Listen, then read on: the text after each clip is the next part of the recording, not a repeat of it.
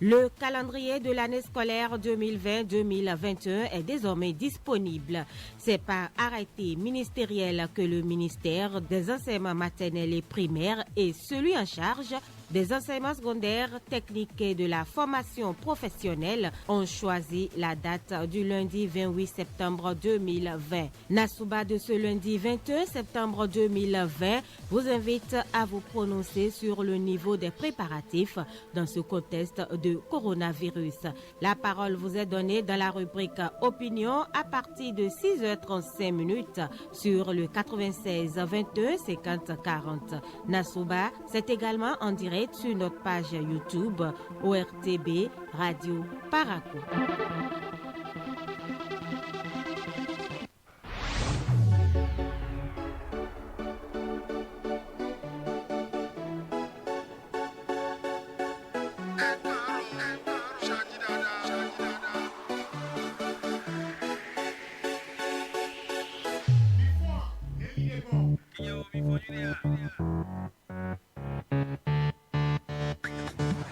Nasouba.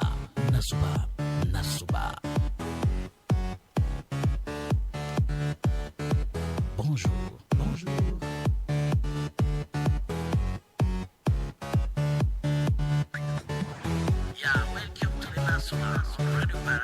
Welcome to Nasouba, le tremplin de l'actualité. Nasouba, bonjour.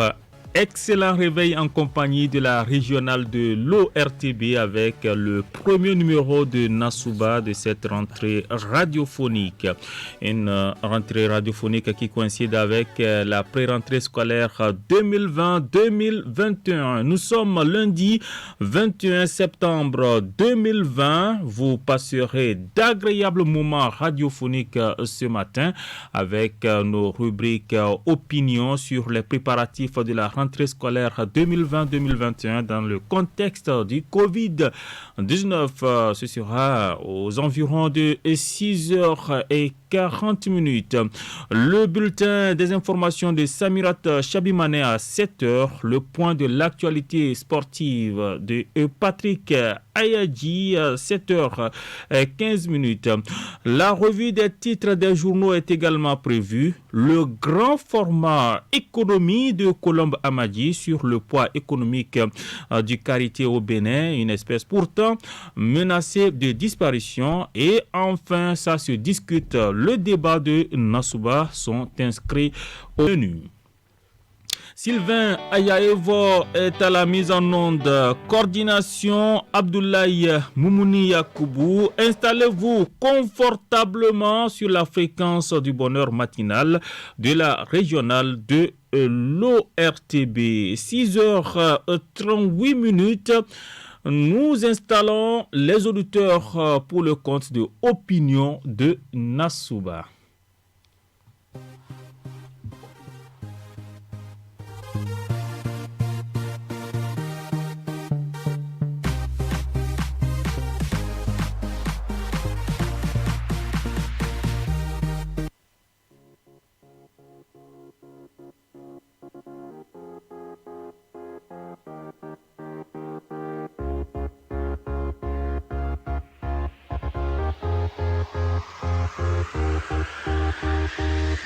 Opinion.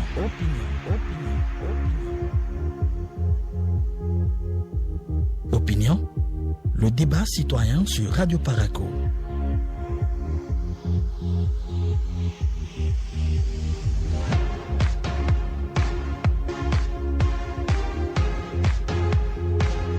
Opinion.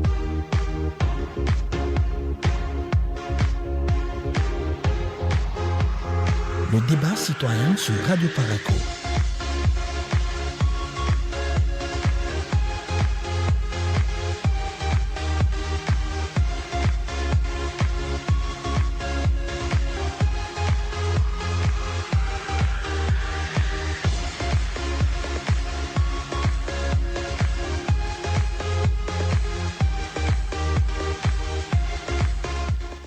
Opinion de Nassouba, vous réagissez sur le sujet d'actualité aujourd'hui, la rentrée scolaire 2020-2021. Quelles dispositions, quels préparatifs pour une bonne rentrée scolaire dans un contexte particulier, le contexte bien sûr du Covid-19. Vous nous appelez sur le 96 21 50 et 40, le 96 21 50 40, c'est sur la régionale de l'ORTB.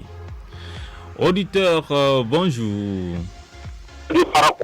Bonjour. C'est monsieur Elhaï Souradjo le bienfaiteur depuis Dougou, la cité des Kétouni. Elhaï Souradjo bienfaiteur. Bonjour. Elhaï Souradjo bienfaiteur qui nous appelait de Djougou. Nous espérons qu'il va nous revenir dans un instant. Auditeur de la régionale de l'ORTB, bonjour. Bonjour mon très frère Moumou Yakoubou. À qui ai-je l'honneur? Aziz Togoubio. Aziz Togoubio, vous êtes le tout premier auditeur, juste après Elhaï Souradjo bienfaiteur qui est parti très rapidement pour le compte de cette rentrée radiophonique de Nassouba sur Radio Parakou. Merci pour votre fidélité, Aziz. Ok, Dieu merci, moi, mais je me remercie aussi, moi-même, je vous remercie aussi. C'est un plaisir de vous écouter ce matin. D'accord. Nous vous écoutons sur le sujet de l'actualité. 2020-2021, avec Covid-19, je me demande si cette maladie, ce virus-là existe encore. Ah, bien sûr. Bon, c'est ainsi, monsieur le journaliste, je me rappelais, lorsque, presque 2 mois aujourd'hui, quand ça a commencé, il avait interrompu la rentrée, en disant que les enfants, il y a Covid-19 et puis il y a contact avec les enfants, si bien que les enfants de l'école primaire se sont arrêtés. Ce sont les enfants du CM2 qui ont continué. Et après ça, de C jusqu'au CM aussi sont revenus. Mais maintenant, ça concerne maintenant tous les enfants, de la maternelle jusqu'au collège. Oui, maintenant les dispositions sont prises, Aziz. Bon, malgré ces dispositions sont prises, monsieur le journaliste, quand moi je parcours les écoles maternelles, c'est là que moi j'ai beaucoup d'inquiétudes. Dans une école maternelle, tu vois, quand pour la cour de Canada, voir que près de 40-50 être innocents, entassés dans les classes, monsieur le journaliste. On me fait croire que coronavirus, ça passe de 50. Or, là, dans d'autres cas, il y a 90 écoliers. Est-ce que les distanciations sociales ne sont pas respectées, Aziz? Ne sont pas respectées, monsieur le journaliste. Maintenant, au niveau des... Oui, Aziz, au niveau des parents, est-ce qu'il ne faudrait pas également prendre en compte les cache-nez dans les fournitures scolaires? Non, les cache-nez aussi, monsieur le journaliste, les cache-nez, je portais cache-nez de 8h jusqu'à 11h30 pour un enfant. Non, ce n'est pas jusqu'à 11h30, la récréation c'est vers 10h, Aziz. Il y a un cas de maternelle. Cache-nez de 8h jusqu'à 11h30. Aziz, je crois que la récréation c'est à 10h. Hein? Bon, de 8h jusqu'à 10h, pour un enfant de maternelle, 3 ans, quel impact ça aura au niveau de sa respiration? Parce que moi, on m'a appris à l'école, lorsque j'étais en classe de CM1, la respiration en observation. Donc, il faut on inspire, et puis on inspire aussi. En inspirant, on dégage des gaz toxiques. Mais si cache-nez, là maintenant, ces enfants innocents, de 3 ans, quel impact ça aura pour la santé? De toute façon, c'est là mon inquiétude, moi. D'accord. Aziz, les acteurs de l'école sont à l'écoute. Il faut prendre les dispositions, surtout la distanciation sociale dans nos écoles. Là, c'est au niveau de les classes. Il faut voir les classes, comment les classes sont serrées. Là aussi, c'est moi mon inquiétude. Il faudra qu'ils réfléchissent sur ça avant de faire rentrer ces innocents. Merci Aziz, bonne journée. Nous recevons un autre auditeur sur l'ORTB, sur la régionale de l'ORTB. Bonjour auditeur. Bonjour. Bonjour monsieur le journaliste, Sabi Tabou Woro depuis Kenokmano. Sabi Tabou Woro depuis Kenokmano. Nous vous écoutons. Voilà, la situation de Covid-19, nous sommes à la présentation aujourd'hui. Oui. Avec Covid-19. Si les autorités ont choisi cette date pour la rentrée, j'espère qu'ils ont pris assez initiatives par rapport à cette situation. Oui. Bon, je ne sais pas si, à mon avis, si ça va bien porter. Pourquoi? Parce que les enfants peuvent porter les cache-nez. C'est bon. Mais la distanciation sociale, elle ne peut pas être respectée. Vous vous rappellerez que nous sommes dans un pays où les tables bancs, sinon les classes sont à effectif pléthorique. Il y a des classes où les élèves sont à un effectif de 40, 80, 90 parfois. Oui. Surtout les classes de CICP. Juste là, je ne sais pas si la salle qui va les abriter sera si large pour qu'on puisse dire, donc respectons les 1 mètre de distance entre un élève et l'autre. Vous voyez? Mis à part ça. Donc, qu'est-ce qu'il faut faire concrètement? Comment est-ce qu'il faut préparer cette rentrée pour éviter, bien sûr, des situations difficiles, si on peut le dire ainsi? Quelles sont vos propositions? Ma proposition est celle-ci. Je ne demande pas d'arrêter cette année, c'est-à-dire la rentrée 2020-2021. À mon humble avis, c'est de décaler encore et que ça soit réfléchi encore. C'est les classes là qui posent problème. C'est les tables qui posent problème. Mais lorsqu'on décale, est-ce qu'il faut renforcer les tables bancs? Est-ce qu'il faut peut-être scinder les classes en deux et revoir le programme de suivi des cours? Parce que arrêter une année scolaire, ce n'est pas facile, hein, parce que c'est beaucoup d'investissement. Sabi. Vous voyez, monsieur le journaliste, c'est ça normalement. Vous voyez, comment dirais-je, l'argent, sinon les fonds qu'ils ont distribués aux artisans et autres. Normalement, à mon humble avis, cette somme-là devait être partagée dans diverses écoles, sinon dans divers établissements pour qu'on puisse... Sabi, c'est parce que vous n'êtes pas artisan que vous êtes en train de raisonner de cette façon, certainement. Ouais. Parce que les artisans aussi ont subi, ils ont fermé. Monsieur le journaliste, je suis artisan. Voilà. Donc mais, vous pensez qu'il faudrait donner les fonds aux écoles? C'est mieux. D'accord. Ces enfants-là sont d'abord innocents. Nous autres, nous savons de quoi nous vivons d'abord. Ces enfants-là sont innocents pour le moment. Vous me comprenez. Donc, soyons responsables à nous-mêmes. Merci beaucoup, monsieur Sabi Tabo, de nous avoir appelé. Bonne journée. Le 96 21 50 40, est-ce qu'il ne faudrait, et pas au niveau des effectifs, des classes à effectifs pléthoriques, est-ce qu'il ne faudrait pas scinder ces classes en plusieurs groupes, puisque vous posez le problème des effectifs, mais décaler cette rentrée, je ne crois pas, parce que le gouvernement, le ministère de la Santé, le ministère de la Santé ont pris toutes les mesures, ils ont réfléchi, ils ont étudié les paramètres, ils ont analysé toutes les circonstances avant de pouvoir autoriser cette rentrée scolaire. Nous recevons un autre auditeur. Bonjour. Oui, bonjour. Mon père Moulé. Oui, Aziz. Aziz Togoubia. Nous vous écoutons. Bon, j'ai aussi un apport ici. Ils sont à l'écoute, hein.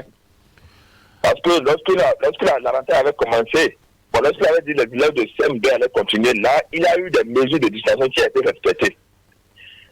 Mais deuxième tour, de CI jusqu'en cas de CM, je parle autant que un acteur, je suis au cœur d'une complexe Afrique du Bénin.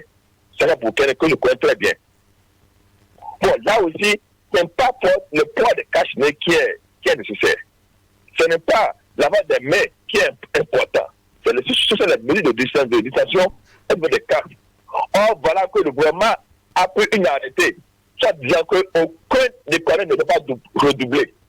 Or, quand on parcourt les écoles de la Liboïre, comme le cas que moi je connais très bien, on voit que le nombre de ces écoliers s'accroît chaque jour que je fais. Oui, Aziz, il faut dire que le redoublement, c'est un autre débat. Maintenant, est-ce qu'il ne faudrait pas scinder les classes en plusieurs groupes si vous insistez sur... Je veux dire, mais excusez-moi, si le nombre d'écoliers qu'il est, 40 et 80, 90 dans d'autres classes, mais si quand même on pourrait semer ces classes en deux et augmenter le nombre d'enseignants, on va voir que le nombre de distanciations pourra être respecté et les mesures barrières pourront être respectées.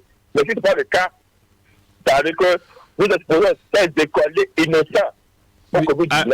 Aziz, déjà au niveau des associations des parents d'élèves, au niveau des écoles, il faudrait déjà commencer par réfléchir lors de cette pré-rentrée sur les dispositions à prendre pour protéger les enfants. Moi, personnellement, avec mes collègues, on a réfléchi 1000 fois. Merci. Mais les autorités qui sont en charge, est-ce qu'ils ont apporté des parents d'élèves? Aziz, il faut dire que ce n'est pas un débat, mais il faut dire que toutes les informations ont été reçues par ces ministères avant bien sûr de prendre ces décisions. Ce n'est pas de décision prise précipitamment. Il y a eu beaucoup d'échanges, beaucoup de rencontres avant la prise de ces décisions. Merci de nous avoir appelés, Aziz. Nous allons permettre à d'autres personnes de s'exprimer ce matin. Auditeur de la régionale de l'ORTB, quelles dispositions, comment préparer, nous parlons des préparatifs de cette rentrée. Ce n'est pas que Covid, il y a aussi le nettoyage des classes. Il y a aussi la présence des enseignants. Il y a beaucoup d'autres facteurs pour une bonne rentrée. Participez, réagissez sur le sujet d'actualité. Bonjour. Auditeur, bonjour. Il est reparti. Auditeur, bonjour. Bonjour. À qui ai-je l'honneur? Ginado Rafio, bonjour. Depuis Tchaourou. Bonjour. Nous vous écoutons. D'accord. Bon, par rapport à la préparation au préventif de la rentrée scolaire, bon, on voit que les parents sont à pied d'eux. Les parents sont à pied d'eux. Mais par rapport au Covid-19 là, moi je vois qu'il faudrait que le gouvernement renforce encore la manière de cacher. Les mesures préventives. Hein? Justement. Parce que maintenant, les résultats que les gens ont fait pour les gouvernements sont pas bons. Et ça veut dire qu'ils sont à la base. Parce que le fait de dire que la carte de 6 semaines ne va pas redoubler là. Moi, je vois comment ces enseignants vont travailler dans les classes. Est-ce que cela augmente les effectifs? C'est les mêmes effectifs de toute façon. Même si on permet à tous les enfants de passer, c'est les mêmes effectifs qui restent dans les écoles. Maintenant, il y a deux enfants qui sont au niveau et ils ont passé. Maintenant, les enfants vont souffrir. Là, c'est un autre débat. De toute façon, et par rapport aux enfants, est-ce que les parents ne devraient pas également mettre les cache-nez dans les fournitures scolaires, par exemple, et aussi essayer, au niveau des bureaux des associations des parents d'élèves, veiller surtout au respect des mesures barrières déjà lors de cette pré-rentrée? Oui, c'est là, c'est normal. C'est normal parce que c'est une maladie qui est internationale. Donc dans l'achat de fournitures, il faut que les parents prennent les dispositions. Parce que quand on est malade, il faut aller à l'école. Même comme le parent, il faut être bien à l'aise. Donc il faut que dans cette fourniture-là, que les parents soient, les parents, les enfants, tout ça là, et même lors des réunions, c'est des choses, c'est des trucs qu'on a débattu à l'école. Moi, je suis parent d'élève. Donc, c'est des trucs qu'on a débattu pour que cette année-là, que ça change. Merci beaucoup. Merci, Ginado Rafio. Je rappelle que vous êtes un auditeur fidèle de Radio Parakou. Agréable journée à vous. D'accord, merci. Bon début de semaine. Et bon débarrage. Merci bien. 96 21 50 40 96 21 50 et 40. Appelez-nous pour dire votre point de vue sur ce sujet d'actualité, sur la rentrée scolaire 2020-2021. Bonjour. Bonjour. À qui ai-je l'honneur? Sosten Modotin. Sosten Modotin. Vous nous appelez d'où? Et j'appelle de Malanville. Nous vous écoutons. Très bien. Et les précautions à prendre. Je voudrais d'abord vous dire qu'un enseignant est d'abord un éducateur avant d'être un instituteur. Nous savons comment on a déjà essayé la chose. Et je vous dis ce matin-là, dans aucune place, il n'y a pas encore coronavirus. Et on dit que c'est des places qui est cassé pour le mobilier. Je vous reçois faiblement, hein? Vous dites ce matin? Oui. J'ai dit ce matin-là, par exemple, Oui. le coronavirus n'est dans aucune classe. Ce matin? Cela voudrait dire que il faut que les parents même puissent commencer par sensibiliser leur alentour. Et nous, moi je suis enseignant chez cette école. Donc, et si les gens viennent, comme on a déjà essayé avant là, le CRP, tous les TP, on suit rigoureusement les instructions à la base. Donc, c'est aux parents de voir, si l'enfant est sorti de l'école, c'est aux parents de gérer le repas de la maison. Et qu'ils soient moins pessimistes, et soient plus, la chose va aller. Donc, on ne s'inquiète pas inutilement, dire que c'est à l'école on va attraper le coronavirus, qu'on empêche les enfants de venir à l'école. Comme on a déjà essayé avant et ça a marché, Oui. et je crois que cette fois-ci aussi, on va continuer dans la même ligne, et je crois que ça, tout ira au mieux. Il n'y a pas d'inquiétude alors. Non, pas d'inquiétude. D'accord. Pas d'inquiétude. Je demande aux parents d'être moins pessimistes. Ça va aller. D'accord. Merci pour votre apport ce matin. Bonne journée à vous du côté de Malanville.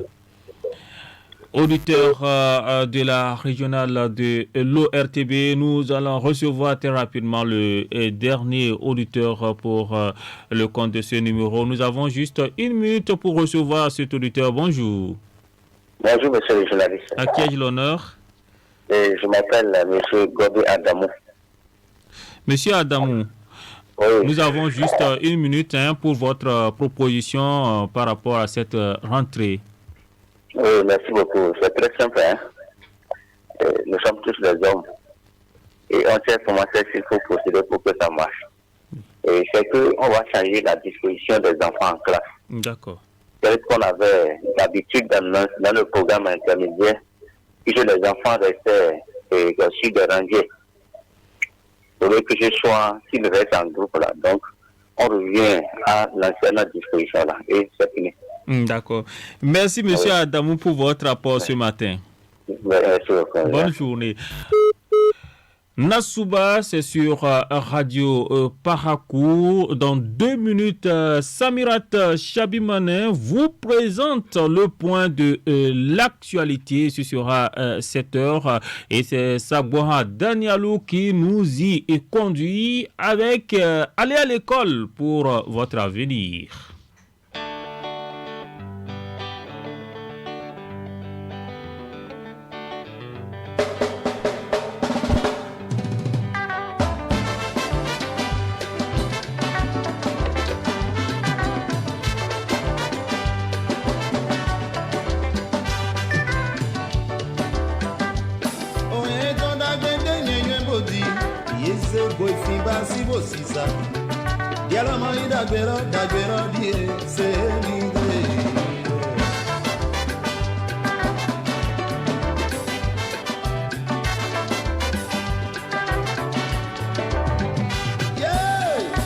Écoutez-moi, ma chanson s'adresse à toi.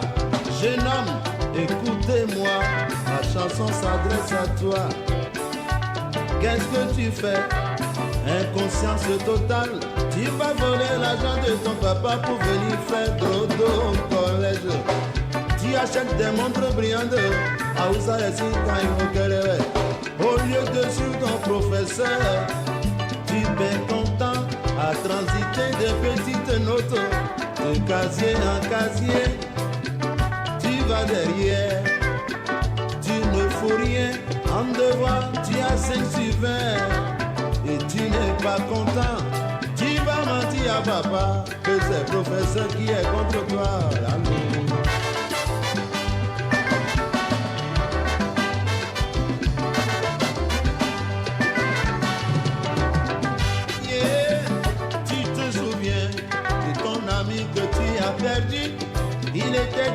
village de Bangos, il faisait pareil que toi, mais il est revenu avec une maladie qu'on ne comprend pas. Avant d'uriner, il crée oh oh, une aguado, coco.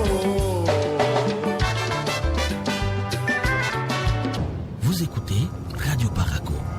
Dans un instant, le journal.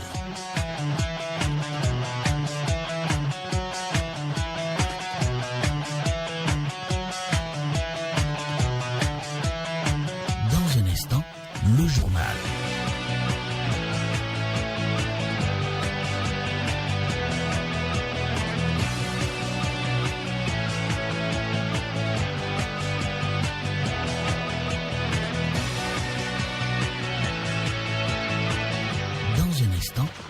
Le journal. Merci d'écouter Radio Parakou, il est 7h. Le journal.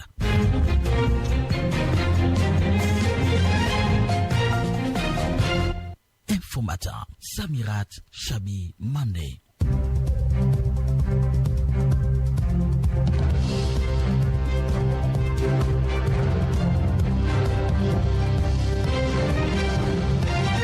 Mesdames, Messieurs, bonjour. Voici les titres du bulletin d'information. La question du parrainage en vue des prochaines élections présidentielles au Bénin, évoquée dans le code électoral, toujours au cœur de l'actualité. Paul Roupin, secrétaire exécutif national du parti FCBE, et Nathanaël Kitty, politologue et membre de la société civile, réagissent dans ce bulletin. Concours de l'arrondissement le plus propre, nous sommes dans la commune de Banikwara. Il faut dire que les hostilités sont effectivement lancées. Correspondance donc de notre correspondant à Banikwara. Hors du Bénin, l'état d'Ebo bascule dans l'opposition sans violence. Voilà pour les titres, le développement c'est tout de suite.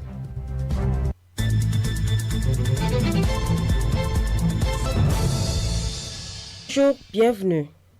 Radio Paraco revient sur cette actualité pour vous en raison d'un autre avis sur le sujet. Le code électoral ne ferme pas le parrainage dans une partisanerie, a déclaré le ministre de la Communication, porte-parole du gouvernement, lors du compte-rendu du dernier Conseil des ministres. Alain Oronla, interrogé par la presse sur le parrainage dans le cadre de la présidentielle de 2021, a répondu que les candidatures sérieuses ayant un projet de société convaincants pourront avoir le parrainage politique des maires et députés. Paul Roupin, secrétaire exécutif national du parti FCBE, réagit à cette déclaration. Il est le porte-parole du gouvernement. Nous pensons que le ministre, en reprécisant la position du gouvernement face à la situation, ne fait que apporter la lumière que nous recherchons depuis un certain temps, et qui est de nous donner la forme que prendra le parrainage. Alors, s'il est question de projet de société à vanter devant donc les différents parrains, de sorte à pouvoir avoir leur adhésion, nous pensons que FCBE est suffisamment partant.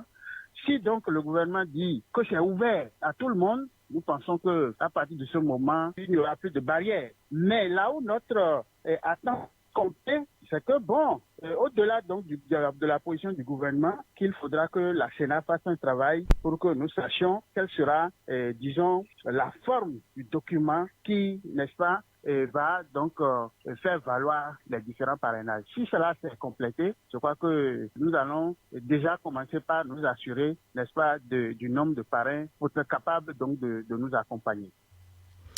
Pour Nathanaël Kitty, politologue et membre de la société civile, cette précision du gouvernement sur la question du parrainage est loin de dissiper les craintes des acteurs politiques de l'opposition. Ce que le ministre de la Communication a dit n'est pas une nouveauté. On sait que dans la loi, il est permis aux candidats d'aller vers les élus indiqués. Mais le procès qu'on leur fait, c'est le procès de la situation dans laquelle ils ont élu. Cette situation ne permet pas aux candidats, aux futurs candidats, d'avoir confiance. quelle que soit leur crédibilité, quel que soit le sérieux de leur programme, d'avoir ce parrainage-là. Donc, dans ce cas, la crainte demeure entière. La solution n'est pas encore trouvée. Il faut que la classe politique, les organisations de la société civile, nous asseyions pour discuter de ces questions. Et au-delà de la question du parrainage, il y a la question de la liste électorale, la question de l'indépendance des institutions impliquées dans l'organisation des élections. Il faut que nous nous asseyions pour discuter de ces questions-là et que nous trouvions une solution avant d'aller vers les élections. Ce sont là des propos recueillis par Viti Saouré, par la Fondation Etisalat du réseau de téléphonie mobile MOVE a fait don de kits scolaires aux écoliers de l'école primaire publique de Gonli. Dans la commune de Covey, ils sont 300 écoliers issus de familles déshéritées à bénéficier de ces fournitures scolaires. Le don s'inscrit dans le cadre d'une campagne dénommée le bus de la rentrée initiée par la Fondation Etisalat. La dite campagne a été lancée samedi à Covey. Cyprien Lokoso. Chacun des 300 écoliers a reçu le sac à dos de couleur verte marqué Move No Limit. À l'intérieur, il y a des cahiers de 100 et 50 pages qui renseignent au dos de couverture les gestes barrières contre le Covid-19. Une boîte d'instruments géométriques, ce qu'on appelle vrais dessinateurs, des stylos et bien d'autres choses. Dolores Chabikao, directrice Fondation Etisalat. Le bus de la rentrée scolaire est une activité que nous faisons chaque année à travers laquelle nous distribuons des milliers de kits scolaires sur l'ensemble du territoire béninois. Ce bus de la rentrée scolaire qui existe depuis 2012 fait son bout de chemin. Nous le démarrons cette année. Nous avons voulu honorer l'arrondissement de Gouli en faisant faire le lancement officiel ici. Et nous allons donner 300 kits à 300 enfants. Le directeur général par intérim de Move Bénin, Mourakam Mohamed, a fait lui aussi le déplacement. À ses côtés, l'artiste musicien Saboran Danialou, désigné comme l'ambassadeur du réseau Move. Tous ont apprécié le don et témoigné combien il vient soulager les parents à la veille de cette rentrée scolaire. En retour, le directeur de l'école primaire publique de Gonli, le chef d'arrondissement et les écoliers, tous se sont confondus en remerciements. Le réseau de téléphonie mobile Move veut être proche des populations béninoises, tant dans la communication et au plan social à travers la Fondation Etisalat. Nous poursuivons ce journal dans la commune de Banikwara. Comme je l'annonçais tantôt, les 3 arrondissements en compétition pour une ville propre s'activent sur le terrain. Samedi, donc 19 septembre 2020, notre correspondant Serge Fano a fait le tour des chefs-lieux de ces 3 arrondissements, à savoir Banikwara Centre, Gomparo et Sompereko pour le constat. Lancé le 11 septembre dernier, le concours initiative Quartier le plus propre qui met en compétition du 15 septembre au 15 décembre 2020 14 villages administratifs des arrondissements de Banikwara Centre, Gomparo et Sompereko se déroule bien sur le terrain. Un tour ce samedi matin dans les chefs-lieux des 3 arrondissements en compétition, les CA et les administrés pour une ville propre et remporter le trophée. Youssouf Messouna et Fadel Sero, 2 jeunes de Banikwara Centre, sur leur stratégie. Même dans la maison, pour entretenir, c'est la jeune fille, c'est le jeune garçon. Pour sacler, le balai, c'est la jeune fille. Donc, ça nous revient. Nous nous sommes réunis d'abord pour une séance, pour voir quelles seront les actions que nous allons mener pour participer à ce concours et pour sortir victorieux à l'issue donc de ce concours. Nous avions eu à demander à chaque citoyen, à chaque membre de ménage, le nettoyage domestique, d'accord. Et après cela, maintenant, nous avons quand même ciblé d'autres axes publics que nous pourrons quand même entretenir, que ce soit au niveau des ruelles. À Gomparo, tout comme à Sompereko, les chefs d'arrondissement sont également à l'action. Bassirou Ibrahima et Karim Garouba, respectivement, CA Gomparo et Sompereko, s'expriment. Ce concours regroupe 14 villages, dont 2 quartiers dans mon arrondissement. Il y a les quartiers de Gomparo Gokpadou et Gomparo Boussirou. Comme action à mener, il y a des actions individuelles que chaque chef ménage peut mener dans sa maison. Et nous avons ciblé la gestion des eaux usées de douche et la divagation des animaux. À Sompérékou, le CA a aussi déposé une coupe pour le quartier qui sera le plus propre dans l'arrondissement. Donc, il y a un concours interne d'abord entre les 4 quartiers de Sompérékou Centre. C'est un appel que je vais lancer à l'endroit de la population, de tous les jeunes, tous les sages, les femmes, pour participer, pour encourager cette initiative locale. Sounon Sahadat a mis de côté ce samedi son ménage car elle souhaite voir son arrondissement Gomparou remporter le gros prix le 15 décembre prochain. Je demande à toutes les femmes de la localité pour la seconde activité que toutes les femmes sortent pour accompagner l'activité pour que le travail soit bien organisé. Parce que même si tu es femme, tu peux travailler, nous travaillons au champ. Nous sacrons au champ. Pourquoi ne pas nettoyer sa localité? Banikwara, Serge Fanou pour Radio Parakou. Voilà donc qui vient mettre un thème à ce bulletin d'information. La page inter tout de suite.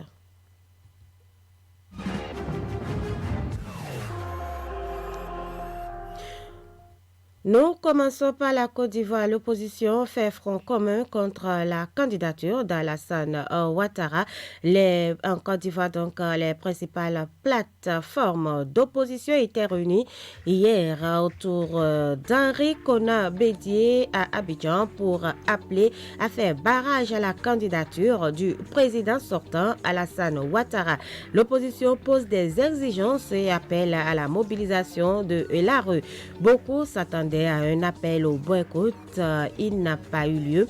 C'est un appel à la désobéissance civile qu'a lancé Henri Konan Bédié face à une salle survoltée. Le candidat à la présidentielle a eu ces mots très forts ce 20 septembre. Face à la forfaiture, un seul mot d'ordre irréversible, la désobéissance civique, a lancé le doyen de l'opposition. Au Nigeria, l'État d'Ebo bascule dans l'opposition sans violence. Jusque-là, seul État pétrolier du Sud à être sous contrôle de l'APC, le parti du président Mahamadou Buhari. L'État d'Ebo est désormais entre les mains du principal parti d'opposition du Nigeria, le PDP.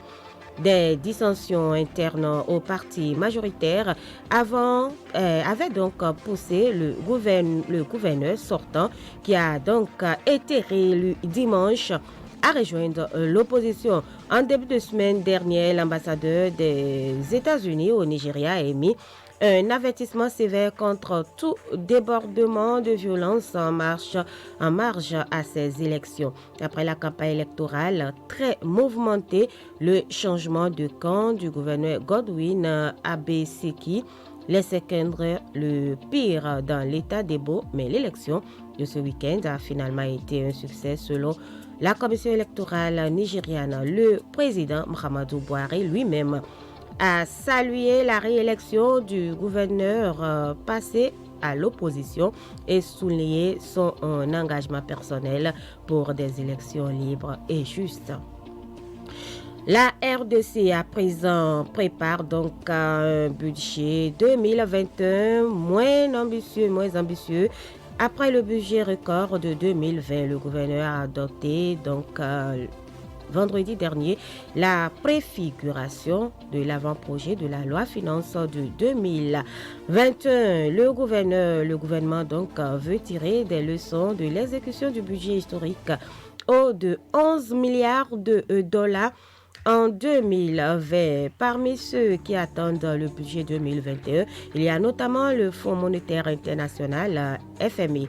Comme pour l'année en cours, l'institution du Bretton Woods suggère au gouvernement congolais d'opter pour un budget réaliste. L'organisation internationale va plus loin et fait de cette exigence une des conditions pour que la RDC cède aux facilités de crédit.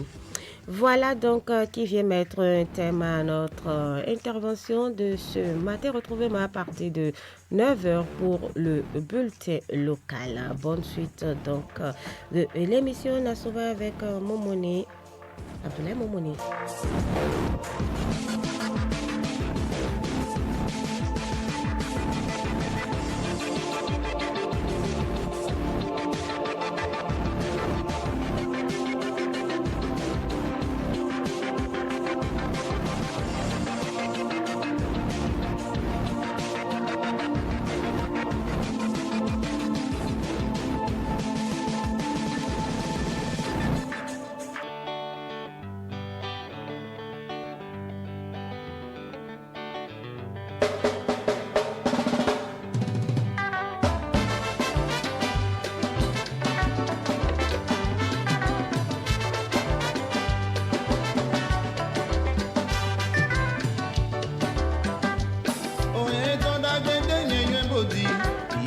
Boifimba si bosisa Dialama idagwero die se ligre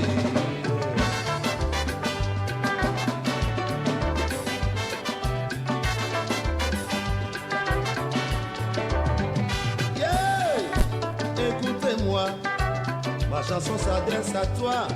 Jeune homme, écoutez-moi, ma chanson s'adresse à toi. Qu'est-ce que tu fais? Inconscience totale. Tu vas voler l'argent de ton papa pour venir faire dodo au collège. Tu achètes des montres brillantes à Ouza et Sikaïmokelele. Au lieu de suivre ton professeur, tu es content à transiter des petites notes de casier en casier. Tu vas derrière, tu ne fous rien. En devoir, tu as 5 sur 20 et tu n'es pas content. Tu vas mentir à papa que c'est le professeur qui est contre toi.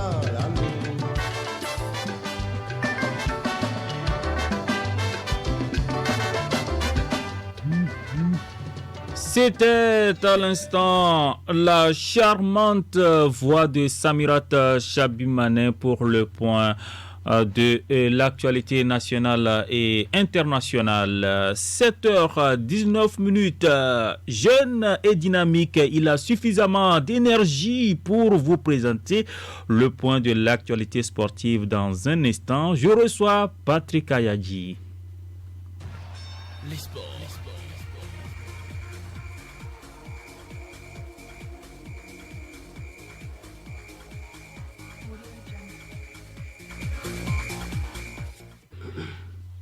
On le voit si bien. Patrick, bonjour. Bonjour Abdoulaye Moumouni Yakou. Je l'ai dit il y a un instant, les sportifs, vous avez souvent une bonne énergie les matins. Il faut que les décibels montent.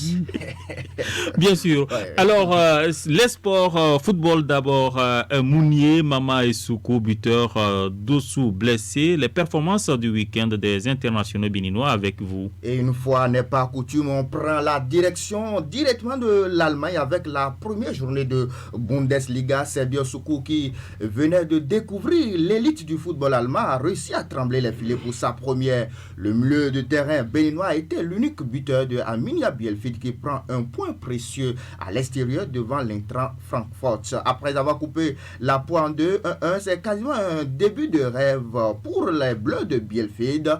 En France, la Ligue 1 abordait sa 4e journée, instant choisi par Steve Mounier, le Paraguay, pour signer son retour dans l'Hexagone avec une réalisation de la tête synonyme du deuxième but brestois. Victoire 3-2 à l'arrivée de Brest devant Lorient. L'autre buteur du week-end s'appelle Mama Seibou, l'autre enfant aussi de la cité d'Akobourou. L'ancien portuaire débloque son compteur cette saison sous les couleurs du Sporting Club toulonnais que vous connaissez très bien à l'occasion de la 6e journée de National 2 synonyme de la D4 française. Le CS Toulon a étrié Saint-Priest 4-0. 4-0, c'est l'issue de la rencontre entre le Gazalec Ajaccio et Chilti. Game de Seydou Barazé, 90 minutes pour le défenseur béninois. On monte un peu en régime pour retrouver la Ligue 2 BKT. À l'occasion de la 4e journée de la Ligue 2 française, Niort de David Gigla et de Saturnin Alagüe est allé assurer l'essentiel à l'extérieur en battant le Havre 0-1. Belle opération donc qui place les Niortais à la première loge. Si le gardien de but Alagüe a disputé l'intégralité de la rencontre et a signé son 3e clean sheet de la saison, son compatriote David Gigla, blessé, n'était pas avec le groupe. Valenciennes et Cessi d'Almeida tombent 1-0 devant le premier Dunkerque. 90 minutes pour le Gattuso béninois avec à la clé une biscotte jaune. Et la plus mauvaise nouvelle vient de Clermont avec la blessure de Jodel Dossou. L'unique buteur clermontois de la journée précédente est sorti suivi à la 83e minute après son entrée en jeu. Très très mauvaise nouvelle pour le TGV béninois et Michel Dussier. Suivez un peu Morega.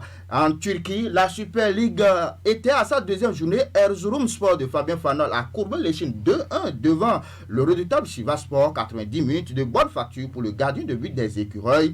Michael Poté aussi a joué avec son club Bandimal Sport. Le nul arraché par Mensport Kouloubou de Anan Tidjani. L'entrée en jeu de Jordan Adeoti avec Salzbourg. La non-titularisation de Verdon avec Ludo Goret Razgrad. La signature de Nabil Yarou à Imber Daba. Une bonne nouvelle pour cet enfant qui devrait déjà connaître l'Europe depuis un certain temps. Un géant d'Afrique, donc l'enrôle Marcelin Coupeau qui a signé pour 3 saisons avec le Sierre Belouizdad. C'est en Algérie et ce sera un peu tout pour l'actualité des écrans de l'étranger de cette page des sports. Et quelques résultats des affiches phares des championnats européens de football très rapidement. On y va, la Usain Bolt en France, la Ligue 1 abordait sa 4e journée. L'Olympique de Marseille a raté le coach en se faisant accrocher au Vélodrome par Lille. Le Paris Saint-Germain respire en gagnant avec la manière à Nice grâce au retour triomphal de Kylian Mbappé. En Angleterre, la Premier League est à sa 2e journée. Liverpool s'est offert le scalp de Chelsea. Des raids portés par le Sénégalais Sadio Mané, auteur du doublé de la soirée. José Mourinho et l'Espers se réveillent et écrasent Crystal Palace 5-2-1. Croix du prix pour le Sud-Coréen Edwinson. Son altruisme s'appelle tout simplement Harry Kane, du jamais vu dans l'histoire de la Première Ligue. À noter à la rentrée mi-figue, mi-raisin du champion d'espoir, le Real Madrid, accroché par la Real Sociedad en Italie. La vieille fiancée d'Italie s'est promenée devant la Samp avec Cristiano Ronaldo qui a annoncé la couleur sur le 3e but. Abdoulaye Moumouni Yakoubou, prenez votre vélo, on va parler du cyclisme très rapidement. Le Tour de France 2020 s'est terminé hier à Paris lors de la 21e et ultime étape entre Mantes-la-Jolie et les Champs-Élysées, remportée par l'Irlandais Sam Bennett. Le grand vainqueur de cette édition, Anon Tadej Pogacar, il a 21 ans. Ce n'est plus jamais arrivé dans l'histoire du Tour de France depuis 1904. Il faut remonter jusqu'à Henri Cornet en 1904 pour voir un coureur si jeune remporter le Tour de France. Il a damé tout simplement le pion à son compatriote. Tous les sports dans les rendez-vous. Oui. Rappelez-nous les rendez-vous des sports sur la régionale de l'ORTV très rapidement. Déjà à 13h, l'actualité des sports revient dans la grande édition. Et puis les émissions. Les émissions, ce sera le mardi, le mardi et le mercredi. Et on donne rendez-vous tout simplement à nos fidèles auditeurs. Je sais que vous adorez le sport, vous adorez le foot.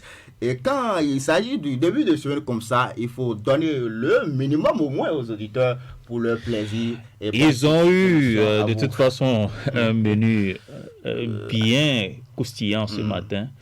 Et c'est grâce à vous, Patrick.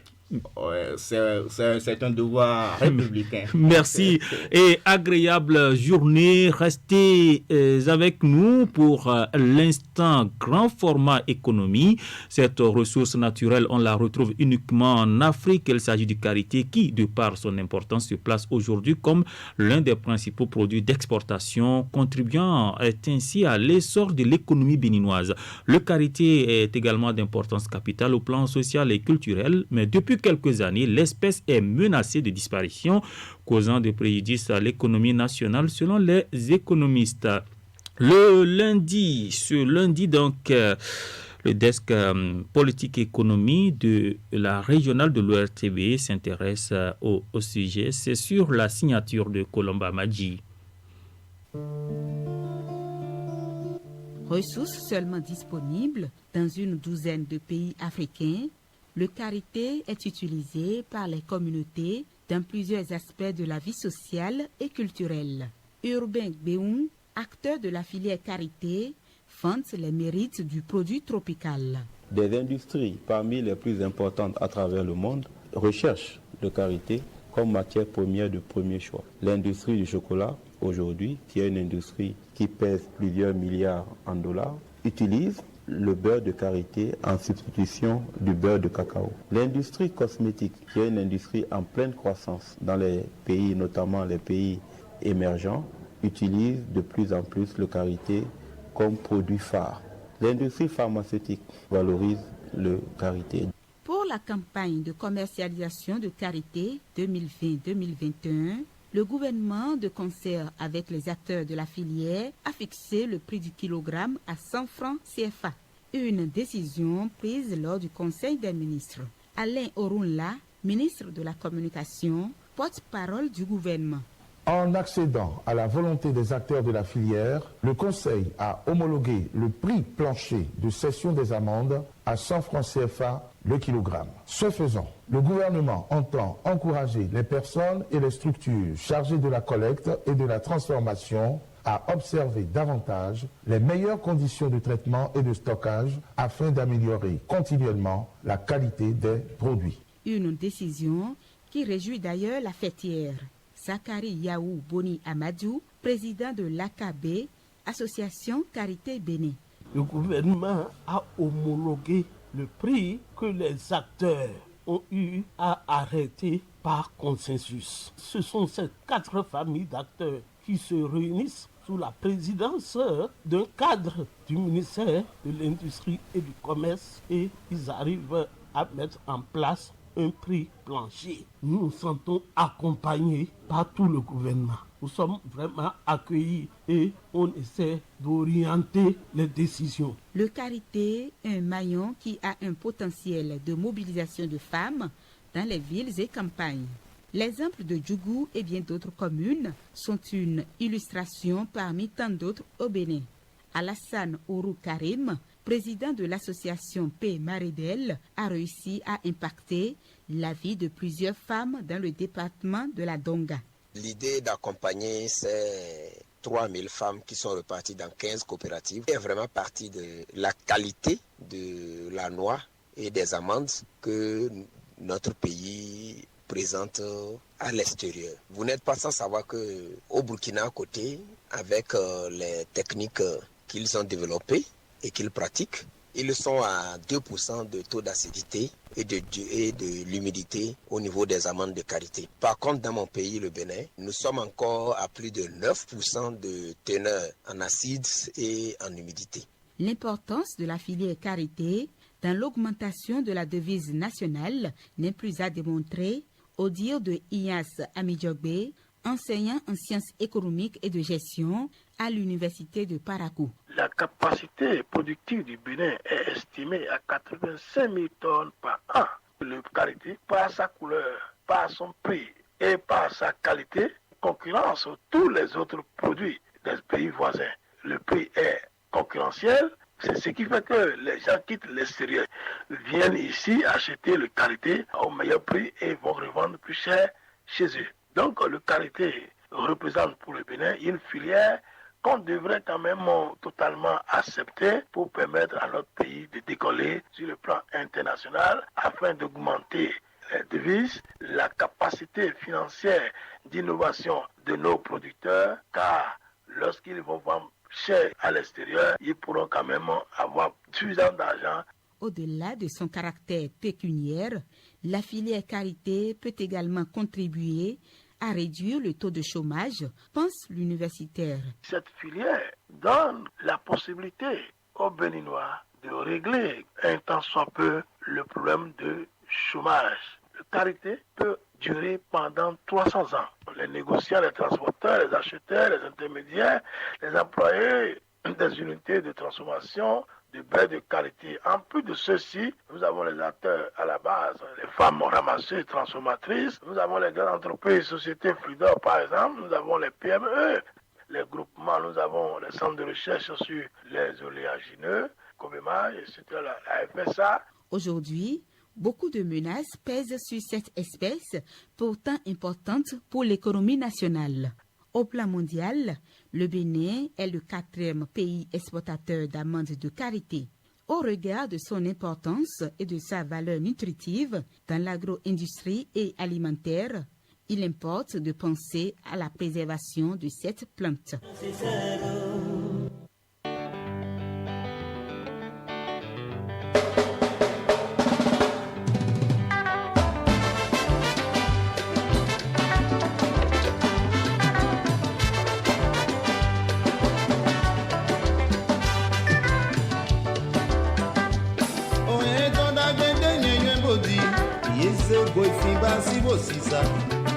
Yalamai dagbero die selide.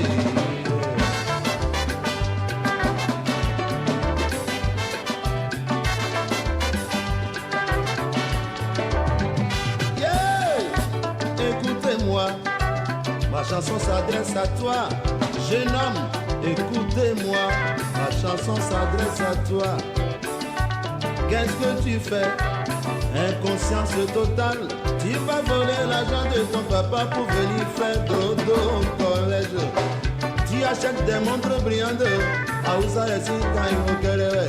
Au lieu de suivre ton professeur, tu perds ton temps à transiter des petites notes de casier en casier. Tu vas derrière, tu ne fous rien. En devoir, tu as 5 sur 20 et tu n'es pas content. Tu vas mentir à papa que c'est le professeur qui est contre toi.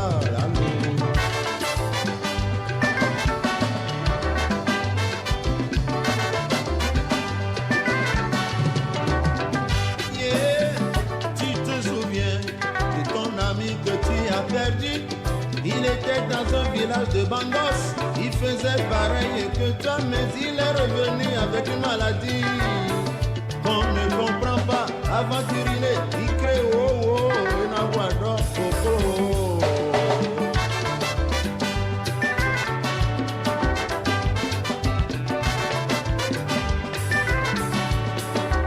Yeah! Toi, jeune fille, écoutez-moi. Jeune fille, écoutez-moi. Tu as la chance d'être scolarisée. Ce n'est pas donné à toutes les filles d'Afrique. Deredo revisada wangome, deredo krapusado aundo, deredo legesaro samekodi, deredo golosaro paraku, deredo chukutu golonati tengu, deredo afitizaro undroto, deredo tata sanfwe.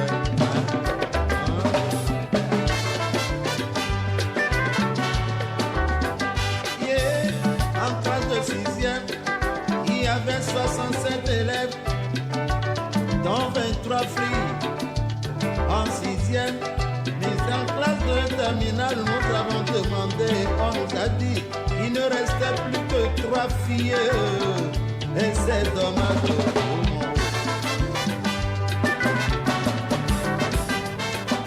Ça se discute. Faites-vous une idée claire de l'actualité.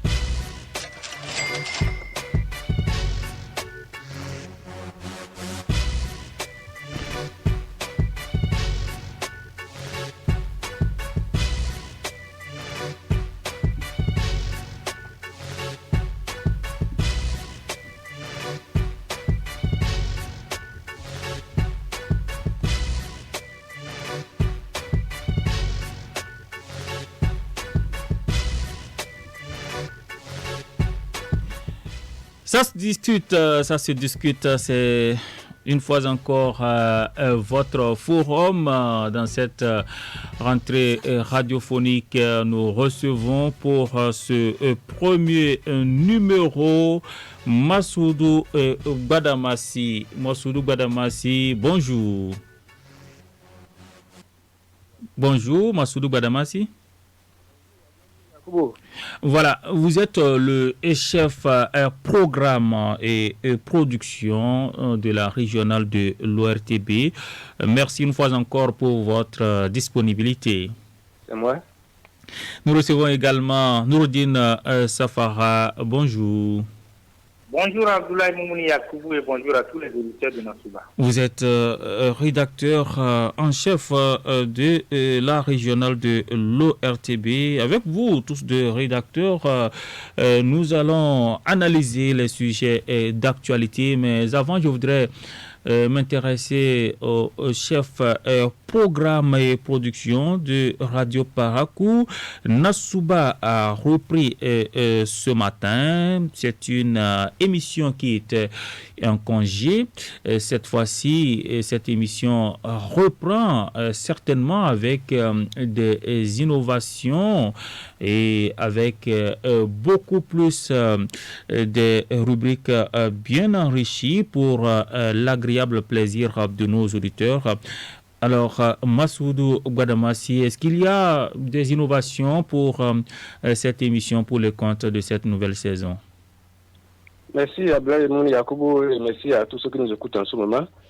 Effectivement, la grosse nouveauté, ce qu'on peut appeler la grosse innovation de cette émission, c'est que à partir de la semaine prochaine, si tout va bien, si Dieu le veut bien, l'émission Son d'animation va revenir au service des programmes.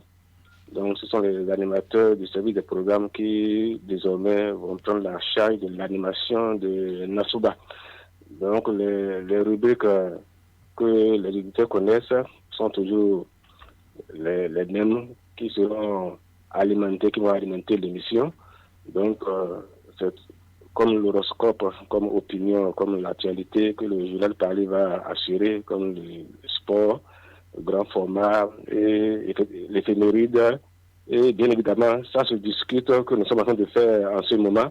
Donc, désormais, la plupart des services de la maison qui sont concernés par les informations vont donc fournir les différentes rubriques et ce sont les animateurs, les agents de service des programmes qui vont assurer la coordination comme ce que vous êtes en train de faire en ce moment à Benjamin Yacoubou. Voilà la grosse innovation qui intervient désormais dans l'animation de l'émission Nassouba. Il y a également cette initiative de radio filmée parce que les auditeurs ont la possibilité de nous suivre en direct sur YouTube. Ah oui, mais ça a déjà commencé il y a un bon moment. Oui. C'est vrai que c'est aussi une très grande innovation qui intervenait depuis un bon moment. Bon, c'est vrai que il y a certains qui ne sont pas encore totalement impliqués dans l'usage de cette application-là, YouTube. Tous ceux qui ont cette application sur leur ordinateur ou bien sur leur téléphone portable doivent savoir qu'ils peuvent nous suivre en direct et voir vous qui animez l'émission en ce moment-là et nous qui intervenons, ne serait-ce que par nos photos et de savoir qui est en train de parler en attendant que nous puissions être présents sur le plateau parce qu'actuellement, c'est à cause de la COVID-19 que nous sommes obligés d'intervenir par téléphone, mais au moins on verra l'image de celui qui parle, comme cela se fait dans les grandes télévisions. Merci pour ces précisions. Nous parlons maintenant du sujet d'actualité. D'abord, l'année scolaire écoulée a connu des perturbations liées au Covid-19. Est-ce que les enfants sont prêts psychologiquement pour cette rentrée scolaire, puisque la pré-rentrée scolaire démarre sur lundi? Nourdine Safara, les enfants sont restés à la maison, ils sont revenus avant d'autres. Est-ce que ces enfants sont aujourd'hui prêts pour cette nouvelle rentrée? Merci Abdoulaye. C'est vrai que les enfants vont reprendre les classes bientôt. La pré-rentrée est déjà en cours. Oui. Et ce qui est intéressant, c'est que les plus jeunes ont passé, disons, un bout de temps à l'école il y a de cela quelques jours. Ça veut dire que les mesures barrières que les enfants doivent respecter ont été respectées dans ce laps de temps, dans le mois d'août que les enfants ont passé. Et donc, qui ont fini le 11 septembre passé. Oui. Et que donc, ces mesures barrières que les enseignants et les parents ont fait l'effort de respecter, ça va être beaucoup plus renforcé avec la rentrée parce que même dans les fournitures scolaires, les parents doivent pouvoir prévoir même un certain nombre de nouveaux éléments, comme par exemple les cache-nez en bonne et due forme. Et puis, pourquoi pas même donner cette habitude de lavage des mains depuis la maison aux enfants pour qu'arrivé à l'école, ce ne soit qu'un jeu d'enfant. Donc, il y a ces prédispositions à prendre avant, bien sûr, cette rentrée. Alors, Massoudou Gbadama, si les enfants, est-ce qu'il faut les préparer psychologiquement? Parce que pour ces enfants qui viennent de finir il y a 2 semaines, ils pensent qu'ils pourraient encore rester à la maison quelques jours puisqu'ils ont l'habitude des vacances beaucoup plus prolongées. Est-ce qu'il faut les préparer? Est-ce qu'il faut leur expliquer le contexte actuel? Non, actuellement, je pense que nos enfants, en tout cas, pour ce qui concerne le Bénin, moi, je n'ai plus peur. Avant même leur départ pour les vacances anticipées, si on peut appeler ça comme ça, pour les enfants du CI jusqu'au CM1 qui ont repris tout récemment, on sait qu'avant même leur départ, là, ils étaient déjà initiés à l'application, au respect de ces gestes barrières-là. Ils ont eu le temps encore de rester à la maison pendant un bout de temps où ça leur a permis aussi de l'observer à la télé. Il y a beaucoup de sketchs qui passent à la télé qui ont permis aux enfants, même à la radio aussi, oui. Voilà, à la radio, à la télé. Bon, je parle de la télé parce qu'au moins là, ils voient. Oui. Ils voient, c'est beaucoup plus simple. Ça se fait en français aussi, bien que dans la plupart des langues de grande communication que nous avons au Bénin, Dendi, Fon, Bariba, Yoruba et consorts. Donc, ça les a déjà préparés à ces gestes barrières-là. Maintenant, comme l'a dit tout à l'heure le directeur-chef, vous voyez, pendant une quarantaine de jours, ils sont encore revenus à l'école. Ça a permis encore de rôder ces habitudes-là, ces gestes-là. Maintenant, ce n'est que 1 ou 2 semaines qui vont encore se reposer un peu avant de revenir encore de plus belle à l'école. Je pense que ça ne pose aucun problème à ce niveau-là. Il y a le temps de rester longtemps à la maison. C'est-à-dire que leur vacances a précédé leur retour à l'école. Bon, ils doivent s'y habituer, ils doivent faire avec. Je pense que tout ira bien. Oui, il y a les cache-nez. Nourdine Safara a parlé tout à l'heure des cache-nez à prendre en compte dans les fournitures scolaires. Et quelles autres précautions à prendre pour une meilleure protection des enfants à l'école? En dehors de cache-nez, en dehors des masques, comme on le dit, je pense que la rentrée souvent coïncide avec le début de l'harmattan. Donc, il faut que les enfants soient protégés contre le froid de l'harmattan qui va bientôt commencer.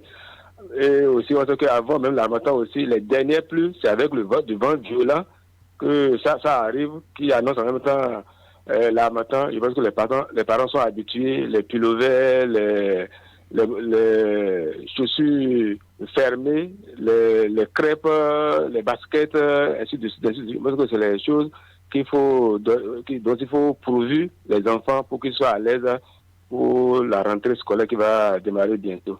Oui, Nourdine Safara, il y a des agents de santé qui recommandent souvent aussi de déparasiter les enfants pour leur permettre de bien démarrer la rentrée scolaire. Bien sûr, déjà que le déparasitage est recommandé tous les 6 mois, je crois. Donc, les parents ont ce devoir-là de suivre les enfants, puisque qu'est-ce qui arrive aux enfants à la rentrée? Il y a déjà le stress lié aux activités académiques.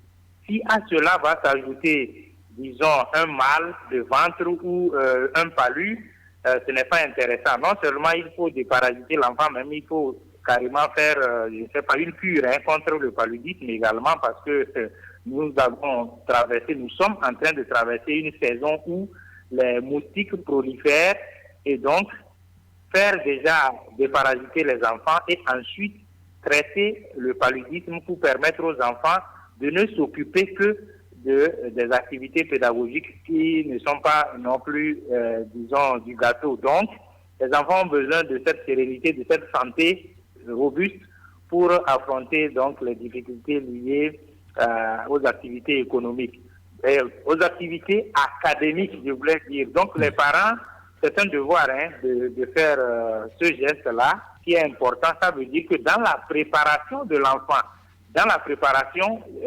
sinon dans les préparatifs de la rentrée scolaire, on doit inclure ce volet santé qui n'est pas du tout moins important. D'accord.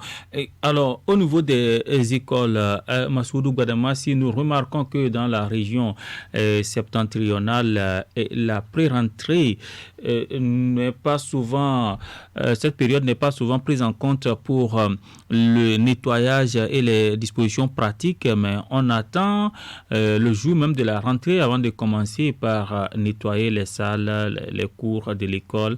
Est-ce qu'il n'est pas temps pour qu'on commence par profiter de cette pré-rentrée dans toutes les localités du Bénin?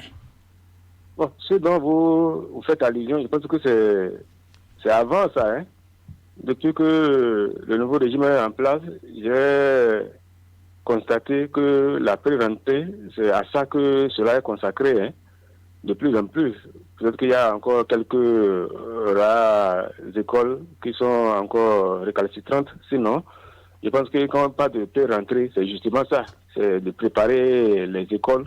Et comme on l'avait dit tout à l'heure, je pense que les écoles primaires sont déjà, puisque les enfants viennent tout récemment de stopper, sont déjà plus ou moins... Sans oublier que nous sommes en saison pluvieuse, voilà. Il y a des herbes qui poussent très rapidement aussi. Bon, malheureusement, c'est ce que je dis, malheureusement, il y a toujours quelques brebis galeuses encore dans les rangs. Sinon, la pré-rentrée, toute la semaine de la pré-rentrée, ce n'est pas seulement les inscriptions des enfants, c'est aussi nettoyer les lieux, l'environnement, désherber la cour si elle est encore herbeuse, les classes aussi, les nettoyer pour que les enfants, sinon, lorsque vous laissez 2 mois et demi, 2 mois ou 3 mois de vacances, la poussière, on peut même mesurer l'épaisseur sur les tables, laisser les enfants dans cette atmosphère-là, dans cet environnement-là. Je pense que on parlait tout à l'heure des maladies, oui. Ça fait partie des conditions dont il faut vraiment, dans lesquelles il faut mettre les enfants, pour que la rentrée soit vraiment une bonne rentrée. Parlant toujours de la maladie, de plus en plus, chaque fois, le paludisme est souvent accompagné de la fièvre typhoïde. Vous allez entendre, on a fait l'analyse, on a dit palu, fièvre typhoïde, palu, fièvre typhoïde. C'est comme si il y a un couple, hein. Deux maladies là. C'est comme si c'est un couple. Hein. C'est bizarre.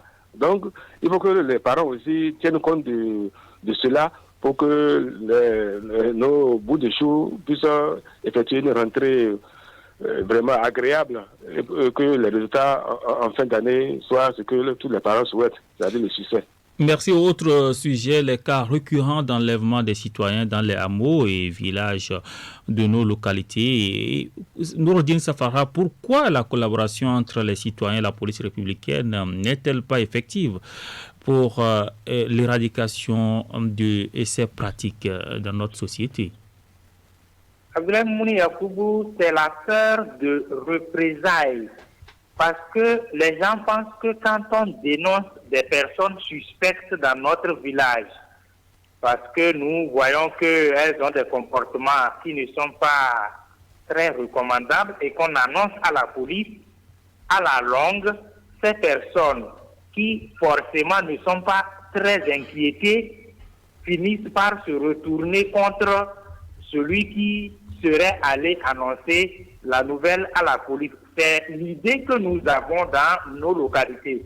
Mais la police est aujourd'hui professionnelle et ne fait pas en sorte qu'on sache qui est allé faire cette dénonciation. Mais ce que nous retenons dans nos localités, c'est que les gens disent, parce que c'est ce qui se dit, nous sommes dans la masse, ce qui se dit, c'est que mais, quand vous allez finir d'annoncer, de dénoncer tel monsieur qui ne dort pas chez lui la nuit et qui ne revient qu'au petit matin, quand vous le dénoncez, souvent, quand la police n'a pas d'éléments probants sur la personne, elle est libre. Et si elle découvre que c'est vous qui avez fait cette dénonciation, oui, vous subissez d'une manière ou d'une autre les représailles. C'est ce que les gens pensent. Mais on doit pouvoir changer et croire en la police, au professionnalisme de la police, et dire que si nous avons des personnes qui ne se comportent pas normalement autour de nous, dans notre environnement, on devait pouvoir, disons, dénoncer ces personnes, ne serait-ce qu'auprès du chef de village qui lui pourrait se charger d'aller vers la police ou les services compétents pour qu'on puisse suivre ces personnes. Parce que ceux qui enlèvent les gens dans nos hameaux, ce ne sont pas des inconnus. Mais sinon, on n'enlève pas n'importe qui. On enlève généralement celui qu'on estime capable de pouvoir payer une rançon ou dont la famille est capable de pouvoir payer une rançon. Ça veut dire que c'est une personne qu'on connaît, qu'on a peut-être pratiqué pendant un moment et à la suite que les gens ont monté un coup pour enlever. Donc, je pense que la collaboration des populations, la collaboration donc de l'entourage devait pouvoir compter pour faciliter la tâche à la police qui se bat quasiment seule pour dénouer ce genre de crise. Massoudou Gbadamassi, cette collaboration, qu'est-ce qu'il faut faire pour que les citoyens se sentent véritablement concernés par leur propre sécurité? Comme on le dit souvent, la sécurité commence par soi-même. Hein. C'est chacun de nous qui doit assurer sa sécurité avant que les forces de l'ordre nous accompagnent dedans. Et parmi les mesures qui visent l'assurance de la sécurité, que ce soit personnelle ou collective, figure ce dont nous parlons en ce moment. C'est vrai que, comme l'a dit Nourdine Safara tout à l'heure, on a effectivement comme l'impression que les gens sont dénoncés. Ceux qui dénoncent sont par la suite eux-mêmes dénoncés. Mais heureusement, il a parlé du professionnalisme de la police républicaine actuellement. Parce que qui sont ceux qui dénoncent? Les gens ont l'impression que c'est ceux à qui on est allé donner l'information qui après disent que c'est vous qui êtes venus leur donner l'information. Ce qui n'est pas normal. Ce qui n'est pas normal, c'est justement, nous en tant que journalistes, c'est ce que nous appelons la protection de sources, qui fait qu'on est prêt à aller même en prison au lieu de dénoncer notre source. Parce que quand la personne, quelqu'un vous fait confiance, vous dit, cette information-là, elle est top secret, je vous la donne, c'est que la personne, elle s'est livrée à vous. Alors, si vous acceptez le pari, le contrat avant qu'il vous l'information, c'est que même si on vous met le couteau à la gorge, vous ne devez pas dire qui vous a levé l'information. Donc, c'est la même chose qui devait se passer avec les forces de l'ordre. Dieu merci, je pense qu'actuellement, telles qu'elles sont les forces de l'ordre, les gens n'ont plus rien à craindre à aller dénoncer. Parce que c'est un comportement citoyen. Le fait de dénoncer les gens, les brebis galeuses qui sont tapis dans nos rangs. On a l'habitude de dire que les malfaiteurs ne tombent pas du ciel et ne poussent pas de la terre, ne jaillissent pas de la terre. Non. On est ensemble, c'est ensemble que nous dormons, nous mangeons, nous rions. C'est les personnes avec qui nous collaborons au quotidien qui nous jouent c'est ça tout là, la nuit ou à des heures où ils savent que les gens ne peuvent pas facilement les identifier et nous poignardent dans le dos. Et aujourd'hui encore, les moyens de communication sont tels qu'on n'a même pas besoin de bouger avant de donner les bonnes informations aux forces de l'ordre. Et il y a des numéros verts aussi. Voilà, il y a des numéros verts. Même si il n'y a pas de numéro vert, vous téléphonez si vous êtes sûr que votre identité ne sera pas livrée, votre numéro ne sera pas communiqué à qui que ce soit. Donc, vous n'avez rien à craindre à donner les informations, quitte à ce que la police aille vérifier. On dit c'est les suspects. La personne, peut-être qu'elle a des activités, effectivement, qu'il fait la nuit. S'il peut justifier, il n'y a pas de problème. Mais à partir du moment où c'est pas normal, c'est un peu bizarre par rapport à ce que tout le monde fait, c'est normal que quand on constate qu'il y a des choses là, on puisse dénoncer pour dire ça là, ça paraît un peu bizarre par rapport à ce qu'on a l'habitude de voir, qu'est-ce qui se passe réellement. Or, eux, ça fait partie de leur formation, c'est à eux d'aller investiguer pour voir qu'est-ce qu'il en est. Merci. Merci à vous, Massoudou Gbadamassi. Je rappelle que vous êtes le chef programme production de Radio Parakou. J'ai également reçu Nourdine Safara, rédacteur en chef à la régionale de l'ORTB. Retenez cette pensée de Albert Einstein. La folie est de toujours se comporter de la même manière et de s'attendre à un résultat différent. La folie est de toujours se comporter de la même manière et de s'attendre à un résultat différent. Bonne méditation. Adif Lawani à la réalisation technique web YouTube. Mise en onde Sylvain Ayayevo. Coordination Abdoulaye Moumouni Yakoubou. Retrouvez cette émission en vidéo sur YouTube en tapant SN Nassouba. Moi, je vous retrouve demain à partir de 6h30 pour un autre numéro de votre matinale Nassouba.